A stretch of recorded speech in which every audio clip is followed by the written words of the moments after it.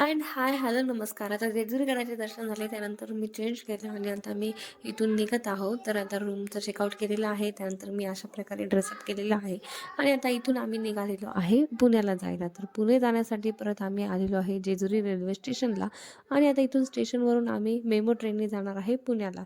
आता मेमो ट्रेनमध्ये आश्वी विदेश बसले आहे आणि आता आश्वीची एनर्जी तुम्ही बघू शकता किती डाऊन झालेली आहे. कारण की पूर्ण गडाच्या ज्या पायऱ्या आहेत त्या आश्वी विदेश दोघांनी पायीच चढल्या होत्या. त्यामुळे पुण्यामध्ये कुठेही न जाता आम्ही डायरेक्ट पुण्याच्या रेल्वे स्टेशनवरून एक रिक्षा बुक केलेली आहे आणि तिथून आम्ही निघालेलो आहे फुरसंगीला जायला. तर आता आम्ही फुरसंगीमध्ये पोहोचलेलो आहे आणि इथे येण्याचं कारण म्हणजे इथे राहते माझी मावशी आणि आता मावशीच्या नवीन घरात आम्ही पहिल्यांदाच आलेलो होतो. त्यामुळे मस्त आशुविधीचं असं मावशीने स्वागत केलेलं आहे. त्यानंतर आम्ही आता तिच्या घरी गेलो. तिथे बऱ्याच गप्पा गोष्टी झाल्या, जेवण झालं आणि त्या सर्वांमध्ये मावशीच्या घराची किंवा आम्ही तिथं गेल्यानंतरची शूटिंग राहूनच गेली.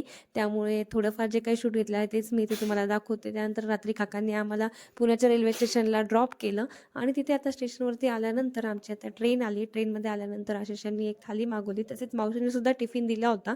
तर आमच्यासाठी इथे तिने मस्त छान वाटाण्याचे जे तिरडे दिले होते आणि आश्वदेशसाठी छान फिंगरचे सुद्धा पार्सल मागवलं होतं. तर अशा प्रकारे छान दोघांचे आणि आमच्या सर्वांचे जेवण चालू आहे. जेवण झाल्यानंतर आम्ही सर्वजण झोपी गेलो आणि त्यानंतर आता सकाळी आम्ही पोहोचलो आहे भुसावळच्या रेल्वे स्टेशनला.